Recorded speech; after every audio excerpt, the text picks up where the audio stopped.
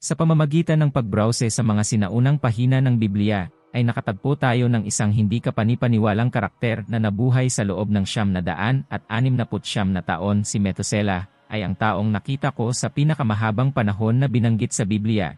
Isipin ang lahat ng nakita niya, naranasan, at natutunan sa mga taong iyon, gayunpaman ang kanyang buhay ay lumampas sa bilang. Naglalahad ng mga misteryo na hindi binabaliwala ng marami sa konteksto ng isang mahaba at pambihirang banal na mga angkan at ang mga kaganapang nagbigay kahulugan sa landas ng sangkatauhan. Ang buhay ni Methuselah ay may koneksyon sa pagitan ng banal at ng tao. Ipapaliwanag natin ang kakaibang kaugnayan sa kanyang amang si Enoch, ang propetang hindi namatay kailanman, at ang kanyang impluensya sa angkan na nagtatapos kay Noe, ang tagabuo ng arka. Si Methuselah ay sumasakop sa isang natatanging posisyon sa masalimuot na puno ng pamilya na magkakaugnay sa mga unang kabanata ng Genesis, na ipinanganak ng isang angkan na minarkahan ng hindi pangkaraniwang mahabang buhay at mga pagtatagpo. Ang banal na kanilang kwento ay nag-uugnay sa mundo ng tao at ng Diyos sa panahong ito. Ang mga tao ay nabuhay ng daan-daang taon sa ibang panahon kung saan ang sangkatauhan ay malapit pa ring nakaugnay sa mga pinagmulan nito at ang mundo ay mas bata at mas sariwang nagkaroon ng iba pang mga anak sina Adan at Eva. At pagkatapos ni Cain at Abel at sa paglago ng kanyang pamilya sibilisasyon ay ipinanganak. Sinasabi ng Biblia na pagkatapos maging ama ng 7 si Adan ay nabuhay ng 800 taon at nagkaroon ng iba.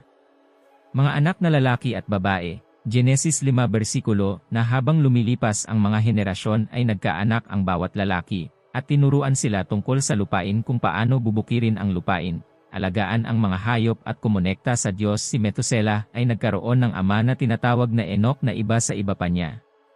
Panahon na hindi tulad ng marami na naligaw sa mabubuting landas. Si Enoch ay may kakaiba at malalim na kaugnayan sa Diyos. Si Enoch ay isang propeta at kakaiba dahil hindi siya namatay, nabuhay siya ng 65 taon na kanyang nabuo. Methuselah, at pagkatapos noon ay lumakad si Enoch na kasama ng Diyos sa loob ng 300 taon na nagkaroon ng mga anak na lalaki, babae.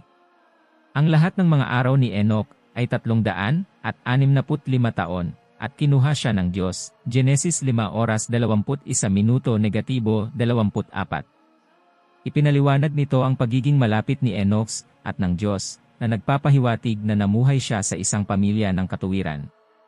Si Methuselah, na binyayaan ng buhay na halos umabot ng 1 milenyo, ay naging lolo ng isa pang mahalagang tao sa Biblia, si Noe. Sa isang mundo na nagiging tiwali, nabuhay si Lamech. 182 taon ay nagkaanak siya, at tinawag siyang Noe. Genesis 5 verse 28 ay 20. Si Noe, gaya ng alam ng marami, ay pinili ng Diyos na magtayo ng arka na tinitiyak ang kaligtasan ng sangkatauhan sa panahon ng The Great Flood. Sa simpleng mga termino, si Methuselah ay anak ng isang tao na lumakad ng napakalapit sa Diyos na hindi siya namatay sa karaniwang paraan na siya ay nakasanayan. Ang lolo ng taong gumawa ng malaking sisidlan upang iligtas ang mga hayop at tao mula sa isang higanteng baha. Ang kwento ng pamilyang ito ay hindi tungkol lamang sa kahabaan ng buhay, ngunit tungkol sa banal na layunin at tadhana na buhay. Si Methuselah sa panahon ng kasamaan at binalaan ng kanyang ama na si Enoch ang mundo tungkol sa isang mapangwasak na pangyayari na ito ay napatunayan sa Bagong Tipan kung saan itinala ni Judas ang isang pahayag mula kay Enoch, ama ni Methuselah. Sa Jude 14 na hanggang 15 si Enoch ay nagpropesya tungkol sa pagdating ng Panginoon kasama ang libu-libong kanyang mga banal upang hatulan ang lahat at hatulan sila. Para sa masasamang gawa at mapanghamon at masasamang salita ang mensahe, ay malapit na ang Diyos. Siya ay darating upang hatulan at kumilos laban sa lahat ng uri ng kasamaan. Si Enoch, sa edad na 65, ay nagkaroon ng isang anak na lalaki, at binigyan ng Diyos ng pangalan ang batang ito. Ipinahihiwatig ng pangalang ito na kapag namatay si Enoch, mangyayari ito. Mayroon akong kaalaman tungkol sa kung paano gumagana ang mga pangalan sa Hebrew at sa Biblia. Ang mga pangalan sa Biblia ay hindi lamang naglalarawan, nagdadala rin sila ng otoridad. Halimbawa, ang pangalang ibinigay ng Diyos kay Adan ay nangangahulugang ng lupa, na naglalarawan kung saan nabuo si Adan sa mga salaysay ng Biblia. Ang pangalan ng isang tao ay madalas na sumasalamin sa kanilang tungkulin, tulad ni Noah na ang pangalan ay nangangahulugang hangal at kumakatawan sa kanilang kamangmangan. na ang kanyang pangalan ay wala sa Ingles, ngunit sa isang Semitic na wika, ay pamilyar ka sa kung ano ang ibig sabihin sa Semitic na wika ay Methuselah at Enoch. Alam niya na kapag namatay ang kanyang anak, ay ipagpaliban ng Diyos ang mundo, dahil napakatiyaga ng Diyos si Matus ay nabuhay ng mas mahaba kaysa sa ibang tao na nakatala. Dahil sa katotohanang ito, hindi ba kapanipaniwala pagkaraan ng 969 na taon si Methuselah ay namatay at kinabukasan ay umulan ng malakas at ang mga baha ay nagsimula ang apo sa tuhod ni Enoch. Ang apo ni Methuselah ay tinawag na Noah. Hindi lamang siya kilala sa kanyang kahangahangang edad kundi pati na rin sa nakakaintriga. Nakahulugan sa likod ng kanyang pangalan, ang Biblia na may ang nakasulat na simbolismo at kahulugan ay nag-aalok ng mga pahiwatig na tumutukoy sa isang malalim na koneksyon sa pagitan ng buhay ni Methuselah at isang mahalagang sandali sa kasaysayan ng sangkatauhan. Ang Methuselah, isang mahusay na pagkakaugnay ng pangalan at panahon, ay nagpapakita ng masalimuot na disenyo ng mga salaysay sa Biblia, kung saan ang bawat detalye, maging ang pangalan, ay may malalim na kahulugan. Kung ihahambing natin ang edad ng mga patriarka, mapapansin natin na ang taon ng baha ay kasabay ng taon ng kamatayan ni Methuselah. May maling ideya na si Methuselah namatay sa baha, gayunpaman ito ay huwad na si Enoch, isang banal na ama, ay nilikha si Methuselah na lumakad kasama ng Diyos. Noah at ang kanyang 3 anak na lalaki ay gumugol ng 120 taon sa paggawa ng isang malaking natatakpan na sisidlan ayon sa mga detalye ng Diyos. Alam mo ang kwento, pagkatapos ay narinig ni Noah ang sermon ni Enoch tungkol sa nalalapit na paghuhukom at natanto na ang pangalan ni Methuselah ay nagpapahiwatig na ang hatol ay darating sa lalong madaling panahon pagkatapos ng kamatayan ng patriarkang iyon na awa ng Diyos. Ang buhay ni Methuselah ay nagpapakita ng pagkabukas palad ng Diyos na sagana sa awa. Ang pananalitang mayaman sa awa ay kaibahan sa paglalarawan ng sangkatauhan bilang sagana sa kasalanan. Isang mahabaging Diyos ang gumawa ng plano para iligtas at tubusin ang mga tiwaling nilalang. Ang awa ay pakikiramay o pagpapatawad na ipinaabot sa mga karapat-dapat sa parusa o pinsala. Ito ay hindi nararapat na kapatawaran. Ang awa ang tanging paliwanag sa dakilang sakripisyo ng Diyos.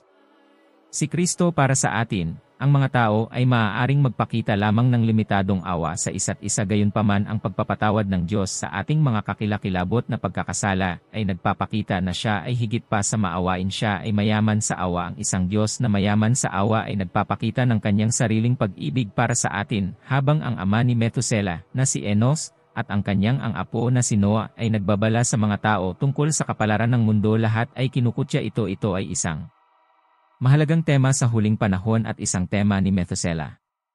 Susi sa ating pagkaunawa sa huling panahon, ang mga nanunuya ay babangon, gaya ng binanggit sa 2 Pedro 3:3 at Judas 1:18. Sa pagpapaliwanag kung ano ang ibig sabihin nito, ang 2 Pedro 3:4 sa Amplified Bible ay nagsasaad na tiyak na magkakaroon ng mga manunuya sa mga huling araw na sumusunod sa kanilang sariling di makadiyos na pagnanasa at nagsasabi na saan ang pangako ng kanyang pagdating. Yamang ang mga ama ay nangatulog, ang lahat ng mga bagay ay nagpapatuloy tulad ng nangyari mula pa noong simula ng paglikha. Nakakagulat na mga Kristiyano na matuklasan na may mga taong kinukutya ang ideya na si Jesus ay babalik sa hinaharap. Ipinaalam sa atin ni Pedro na magkakaroon ng mga tatawa sa atin. Ito ang unang bagay na dapat malaman, na ang mga may pag-aalinlangan ay tiyak na nagdududa kay Noe na apo ni Methuselah na nagtayo. Ang arka 1,220 taon ay tila matagal na. Ngayon nakikita natin ang parehong ang mga nag-aalinlangan na ito ay naniniwala na ang mga Kristiyano ay nagsasalita tungkol sa ikalawang pagdating ni Jesus sa huling 2,000 taon at gayon paman ay hindi. Ibinalik ang salaysay na ang malawakang pag-aalinlangan ay batay sa pag-aakalang ang mga bagay ay palaging tulad ng dati at ang Diyos ay hindi gumawa at hindi gagawa ng anumang bagay na bago sa plano niya para sa paglikha, dahil kapag pinananatili natin na ang balita tungkol sa ang salita ng Diyos, ang langit ay umiral na noon paman at ang lupa ay nabuo mula sa tubig at sa pamamagitan ng tubig, kung saan ang mundo noong panahong iyon ay nawasak sa pamamagitan ng pagbaha ng tubig, ngunit sa pamamagitan ng kanyang salita ang langit at ang lupa.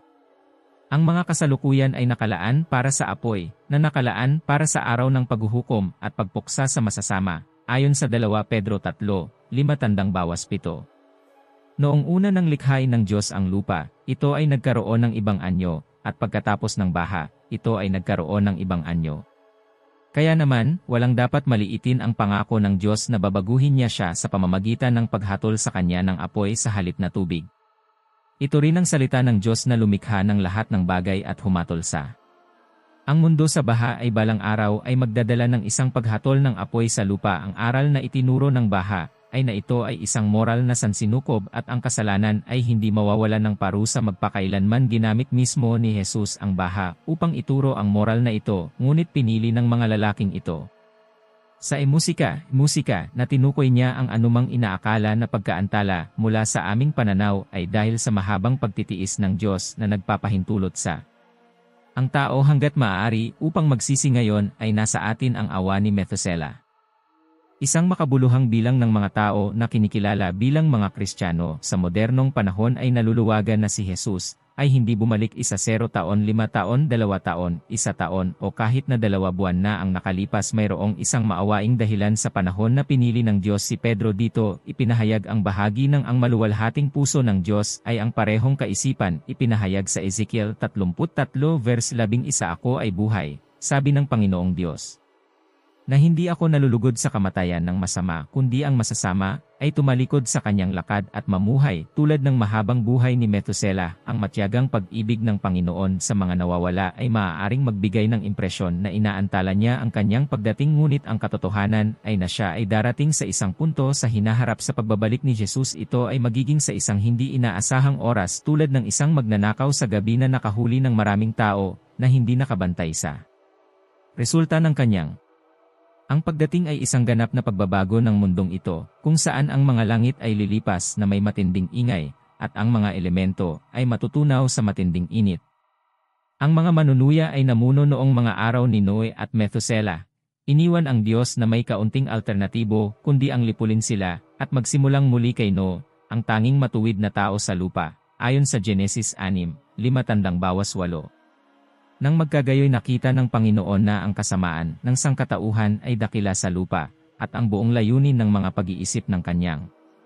Ang mga puso ay masama lamang palagi. Pagkatapos ay pinagsisihan ng Panginoon na ginawa niya ang tao sa lupa, at ito ay ikinalungkot niya sa kanyang puso. Kaya sinabi ng Panginoon na buburahin ko sa balat ng lupa ang taong nilikha ko, mula sa tao hanggang sa baka hanggang sa mga reptilya, at maging mga ibon mula sa langit. Dahil pinagsisisihan kong ginawa ko ang mga ito, ngunit naisip ni Noah na ito ay nakakatawa sa iyong mga mata, ay nakikita na natin ang pagdami ng mga manlilibak sa ating mundo ngayon, at maraming mga kadahilanan ang maaaring nag-aambag sa pagtaas na ito.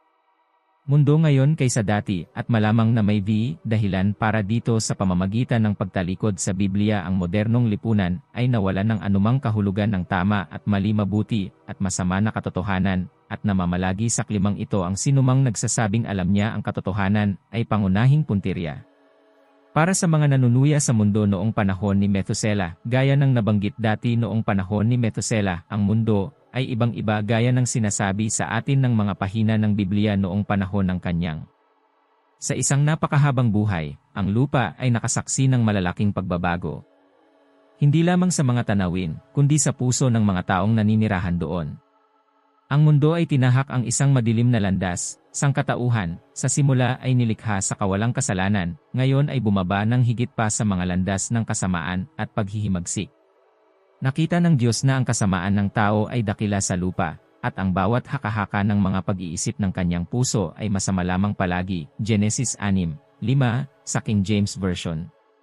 Tila ang sangkatauhan ay naligaw ng landas, tumalikod sa banal at lumalapit sa chaos, sa isang mundo kung saan ang mga bagay ay nagiging kakilakilabot. Mayroong isang mabuting tao na nagngangalang Noah na apo ni Methuselah, at ang anak ni Lamech at lahat ng iba pa. Gumawa ng mali si Noah ay nanatiling matuwid dahil si Noah ay isang matuwid na tao. Sinabi sa kanya ng Diyos ang tungkol sa isang dakilang plano na magpapadala siya ng isang malaking baha upang hugasan ang lahat ng kasamaan mula sa lupa at magsimulang muli sa simula. Kaya ang Diyos ay mabait at mapagbigay, nagbigay ng solusyon ang Diyos. Inutusan niya si Noah na gumawa ng isang malaking sisidlan upang protektahan ang kanyang pamilya at 2 sa bawat uri ng hayop mula sa paparating na baha. Ngunit aking itatatag ang aking tipan sa iyo, at ikaw ay papasok sa daong, ikaw, at ang iyong mga anak, at ang iyong asawa, at ang mga asawa ng iyong mga anak. Genesis 6:18, King James Version. Habang ang mundo ay nagpapatuloy sa pagsuway nito, na walang kamalay-malay na patungo sa kapalaran nito, si Noe at ang kanyang pamilya. Naghanda sila para sa bagyong ipinangako sa mga huling araw ng daigdig bago ang baha. Ang mahabang paglalakbay ni Methuselah sa lupa ay natapos din sa simbolikong pagmarka ng pagtatapos ng isang panahon bago tumaas ang tubig upang bawiin ang lupa. Sa mga unang kabanata ng Genesis, partikular na sa Genesis 6 verses 1-5, inilalarawan ng Biblia ang mundo bago ang baha. Ang lupa ay hindi isang lugar ng kapayapaan o kabutihan, ngunit puno ng kasalanan, karahasan at katiwalian sa moral.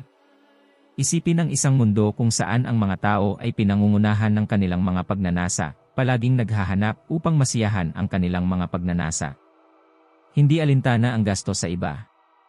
Ang katapatan, integridad at kabaitan ay hindi ipinagdiriwang o naiintindihan man lang ang mga bertud. Sa halip, ang panlilinlang at pagmamanipula ang nagdidikta ng araw. Ang bawat isa ay sa kanilang sarili, at ang tela ng lipunan ay napunit ng pagkamakasarili at kasamaan.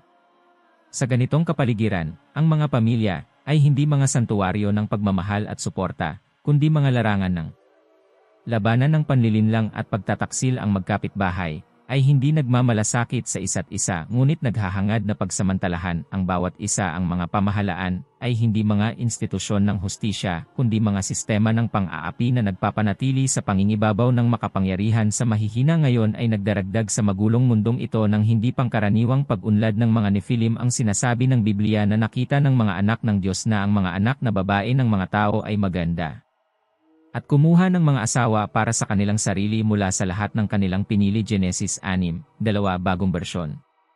Sa buong daigdig ang mga anak ng Diyos na ito ay kadalasang binibigyang kahulugan bilang mga fallen angels, bagaman ang termino ay medyo malabo. Ang mga inapo ng mga unyon na ito na mga anak ng Diyos at mga anak na babae ng mga tao ay naging mga bayani ng mga nakaraang lalaking kilala. Genesis 6:4. Ang mga Nephilim ay espesyal at hindi katulad ng karaniwan.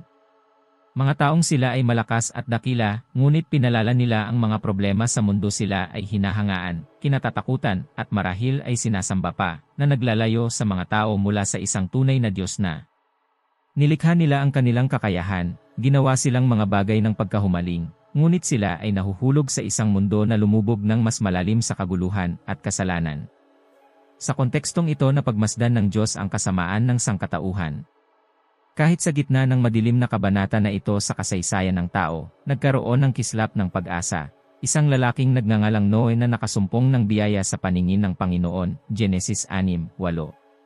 Nabuhay si Methuselah sa panahon ni Noe, na nangangahulugang nasaksihan niya ang mga huling araw ng kanyang mundo. Kailangang maunawaan ang mundo noong panahon ni Noe tulad ng nangyari sa mga araw ni Noe, gayon din sa mga araw ng anak ng tao. Ang mga tao ay kumakain ng inumin, nag-aasawa, at ipinapakasal hanggang sa araw na pumasok si Noe sa arka. At dumating ang baha at nilipol ang lahat. Ito ay katulad ng nangyari noong mga araw ni Lot. Ang mga tao ay kumakain, uminom, bumibili, nagbebenta, nagtatanim at nagtatayo. Ngunit ng araw na umalis si Lot sa Sodoma, umulan ng apoy at asupre mula sa langit. At nawasak silang lahat. Gayon din ang mangyayari sa araw na ang anak ng tao ay mahayag. Lucas 17:26, -30, Amplified Bible. Ginamit ni Jesus ang halimbawa ng panahon ni Noe para ipaliwanag na ang mundo ay nagpatuloy sa pang-araw-araw na gawain nito, gaya ng pagkain, pag-inom, at pag-aasawa. Totoo rin ito noong panahon ni Methuselah. Nagpatuloy ang lahat sa kani-kanilang buhay. Nabubuhay din tayo sa panahon ni Methuselah. Ang mundo ay patuloy na sumusulong, kahit na tayo ay nasa mga huling araw. Naging normal ang lahat hanggang kay Noe.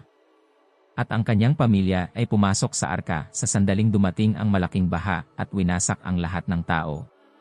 Hindi sinabi ni Jesus na magiging maayos ang lahat o walang magiging problema ang mga kondisyon, bago ang baha at bago ang paghuhukom sa Sodoma at Gomora ay kakilakilabot. Ngunit ang kasamaan ay tinanggap bilang isang bagay na karaniwan, at nakagawiang ang salitang isinalin bilang ipinahayag ay Apokaliptus, kung saan natin nakuha ang ating modernong salitang apokalipse, ngunit ang sinaunang salitang Griego ay may ideya ng pagbubunyag o Ang paglalahad kung kailan nangyari ang baha ni Noe ay maiisip ng mga tao na sinisikap na panatilihing ligtas ang kanilang mga ari-arian, habang sila ay napahamak ng walang kabuluhan. Ngunit kung ang isang tao ay handa na para sa pagdating ni Jesus, ay hindi sila mag-aalala tungkol sa mga material na bagay na naiwan na nakatuon sa puso, ay hindi dapat sa kung ano ay nasa tahanan, ngunit sa kung ano ang nasa langit. Darating ang panahon na ang lahat ng pagkakataon na sumunod sa Diyos ay mauubos na. Ilang panglilibak sa pangangaral at pagtuturo tungkol sa impyerno o anumang nalalapit na paghuhukom na kinikilala ito bilang mga taktika ng pananakot para sa mga bata, mangmang. Napakatalino nating paniwalaan ito ng higit pa kaysa sa iba pang paksang binanggit ni Jesus tungkol sa impyerno. Magpakailanman ang pagdagit ng simbahan ay ang susunod na kaganapan sa propetikong linya ng Diyos ay isa sa mga dakilang pag-asa ng pananampalatayang Kristiyano at nababalot ng misteryo ang eksaktong sandali, kung ano ang magiging karanasan, at kung ano ang itinuturo ng Biblia tungkol sa pagdagit. Sa pagbabalik ng Panginoon, bumababa mula sa langit, ang kanyang pagpapakita sa muling pagkabuhay ng kanyang mga tao upang salubungin siya sa himpapawid ay makikita sa buong mundo, isang kaganapan na kilala bilang ang rapture. May isang mahalagang aspeto ng mga huling araw na itinampok ni Jesus na naroroon sa mga lipunan ni Noe at Lot na tahasang binanggit ni Jesus na ang mga tao ay nakikibahagi sa 8 partikular na gawain: pagkain, pag-inom, pag-aasawa, marriage, buy, sell, build and plant. Walang intrinsically makasalanan sa alinman sa mga aktibidad na ito kung ano ang problema. Ang problema ay masyado silang nalubog sa mga aktibidad na ito na hindi nila nakilala ang mga araw kung saan sila nabubuhay. Ibubuod ko ang problemang ito sa isang salita: materialismo. Sila ay nahuhulog sa material na wala na silang pangunawa o pagkaalerto sa espiritual, at ang walang hanggan. Ang huling bakas ng mga araw ni Noe at Lot ay kasing materialismo. Ang materialismo ay umiiral sa mundo ngayon. Masasabi ko na ang sibilisasyong kanluranin ay halos binabahan ito at hindi ito ibinubukod sa simbahan. Maraming nag-aangking Kristiyano ay kasing materialistiko sa kanilang mga puso gaya ng mga hindi mananampalataya noong mga araw ni Noe na binanggit sa Lucas 17 verse 26 na nagbibigay ng ganitong formulasyon: gayon din noong mga araw ni Noe, gayon din sa mga araw ng Anak ng Tao. Upang maunawaan ang mga araw bago ang pagbabalik ni Jesus, kailangan nating alamin kung ano ang mga araw na katulad ng kay Noe para sa isang ulat ng mga araw na yon. Suriin natin ang aklat ng Genesis na nagbibigay diin sa mahahalagang elemento. Gayunpaman, hindi patas na tapusin ang larawang ito ng mga araw ni Noe at Lot nang hindi nagpapakita ng positibong panig, dahil may mga positibong aspeto sa dalawang pangunahing punto. Nagkaroon ng kadakilaan sa mga araw ni Noe, gaya ng sinasabi sa Genesis 6. Ito ang mga salinlahi ni Noe. Si Noe ay isang taong matuwid at walang kapintasan sa mga kapanahon niya. Nagkaroon sila ng personal at matalik na relasyon sa Diyos. Maaaring makipag-usap sa kanya ang Diyos at sabihin sa kanya kung paano niya nakita ang sitwasyon at ang paghatol na idudulot nito. Bilang mga mananampalataya, nagtakda si Noe ng pamantayan na dapat nating sundin si Noe at ang kanyang pamilya ang tanging nakaligtas sa trahedyang iyon. Tila malinaw sa akin na ang mga namumuhay lamang tulad ni Noe at ng kanyang pamilya ang makaliligtas ngayon ay hindi naiwan si Noe sa kamangmangan sa kung ano ang darating bilang tapat na lingkod ng Diyos na kanyang tinanggap. Direkta mula sa Diyos, supernatural na patnubay sa kung ano ang magaganap sa lupa at kung paano siya, ang kanyang pamilya, ay maaaring maghanda upang harapin at mabuhay. Binalaan ng Diyos si Noe at ipinakita sa kanya ang isang paraan kung paanong ang mga masamang elemento ng kasaysayan ay nalalapat sa kasalukuyan. Ang positibong aspetong ito ay dapat ding isaalang-alang. Nahaharap tayo sa mga napipintong panganib, sakuna at paghuhusga na mahirap sukatin o tukuyin. Ganap, ngunit sa gitna ng lahat ng ito, naniniwala ako na babalaan pa rin ng Diyos ang kanyang tapat na mga lingkod at ipapakita sa kanila ang isang paraan ng kaligtasan ng buhay. The Legacy of Methuselah. Nananatiling kakaunti sa mga banal na kasulatan, ngunit isang bagay ang tiyak na siya ay nabuhay sa isang kapanahunan na hindi katulad ng iba pang nasaksihan. Ang isang mundo na maiisip lamang natin ang pamana ni Methuselah lumampas sa kanyang mga kahangahangang taon. Ang kanyang angkan ay nagpatuloy kay Noe na kanyang Ang kasaysayan ng apo ng tao ay magpakailanman magbabago sa pamamagitan ni Noe na naging tanglaw ng pag-asa at kaligtasan sa panahon ng The Great Flood, at si Noah ay 500 taong gulang at naging ama ng 100 aso at Japhet. Genesis 5 verse 32. Kaya sa pamamagitan ng linya ni Methuselah ang sangkatauhan ay nagkaroon ng pangalawang pagkakataon na itakda ang yugto para sa isang bagong kabanata sa dakilang salaysay ng sangkatauhan. Ang kahabaan ng buhay ni Methuselah sa Biblia kasama ng mga kwento ng malalaking baha na nasusunog ang mga palumpong at higante. Napakalaki ng kwento ni Methuselah sa mga henerasyon. Ang edad ni Methuselah ay nagpasiklab sa imahinasyon ng mga iskolar, theologians, at lay people. Marami ang nag-isip tungkol sa mga dahilan ng kanyang mahabang buhay, kung ito ba ay literal o simbolikong edad, kung ito ba ay isang testamento sa mga kondisyon ng unang bahagi ng mundo o marahil ay isang espesyal na pagpapala mula sa Diyos. Ngunit sa kabila ng mga bilang at haka-haka ay mayroong mas malalim na espiritual na aral. Ang mahabang buhay ni Methuselah ay isang tanglaw ng pagtitiis at awa ng Diyos sa panahon na ang sangkatauhan ay lumulubog sa kasamaan. Ang mahabang buhay ni Methuselah ay nagsilbing paalala na ang biyaya ng Diyos ay aktibo pa rin, na ipinagpaliban ang paghuhukom ng ilang sandali. Sa ganitong diwa, ang kanyang buhay ay sumisimbolo na kahit sa gitna ng lumalalang kasamaan ng sangkatauhan, nanaig ang pasensya at awa ng Diyos, nag-aalok ng pag-asa at pagkakataon para sa pagtubos. Bagamat hindi natin masyadong alam ang nangyari sa buhay ni Methuselah, ang kasaysayan ay nagbibigay sa atin ng maraming kawili-wiling mga aral na iniisip pa rin ng mga tao tungkol sa halaga ng oras. Ngayon, ang nakamamanghang buhay ni Methuselah ay nagmumuni sa atin sa halaga ng oras. Paano natin ginagamit ang mga araw na ibinigay sa atin? Ang data ay hindi tungkol sa kung gaano katagal tayo nabubuhay, ngunit kung paano ginagamit natin ang ating oras sa kaiklian ng buhay. Kahit para kay Methuselah ang buhay sa kalaunan ay natapos, ang kwento nito ay nagpapaalala sa atin ng kaiklian ng pag-iral kahit na sa pinakamahabang buhay sa atin. Ang awit sinasabi ng 70 verse 12, "Naturuan kaming bilangin ang aming mga araw upang magkaroon kami ng isang matalinong puso, pamana at angkan." Si Methuselah ay lolo ni Noe, ang taong pinili ng Diyos na magtayo ng arka. Sa pamamagitan ng angkan ni Methuselah, ang sangkatauhan ay naligtas mula sa dakilang baha. Ito ay nagtuturo sa atin na ang ating pamana ay hindi lamang tungkol sa ating mga nagawa, kundi tungkol din sa kung paano natin naiimpluwensyahan at ginagabayan ang mga henerasyon pagkatapos natin pananampalataya at plano ng Diyos. Pangalan ng Methuselah ay maaari sa pagtukoy sa baha na naganap pagkatapos ng kanyang kamatayan. Ang interpretasyong ito ay nagmumungkahi ng ideya ng banal na panahon at pagtitiwala sa mas dakilang plano ng Diyos, tulad ng iminumungkahi ng mga kawikaan sa Kabanata 3 verses 5 hanggang 6. Magtiwala sa Panginoon ng buong puso at huwag manalig sa iyong sariling pangunawa.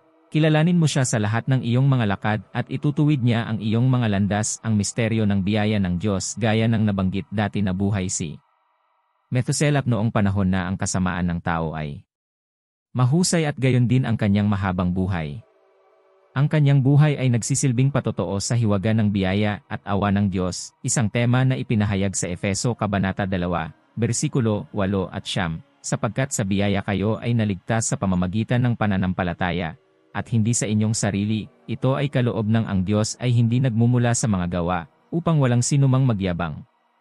Manalangin tayo. Ama sa langit, ngayon, iniisip natin ng may pagtataka ang malawak na tanawin ng buhay. Inaalala ang paglalakbay ni Methuselah na umaabot sa kabila ng naiintindihan ng karamihan sa amin. Ang iyong 169 na taon ay isang patotoo sa iyong dakilang disenyo at sa mga misteryo ng buhay, Panginoon. Tulad ng iyong pag-alalay kay Methuselah sa hindi mabilang na pagsikat at paglubog ng araw, hinihiling namin na gabayan mo kami sa aming mga araw. Gayunpaman, marami ang maaaring makatulong sa amin na pahalagahan ang bawat isa.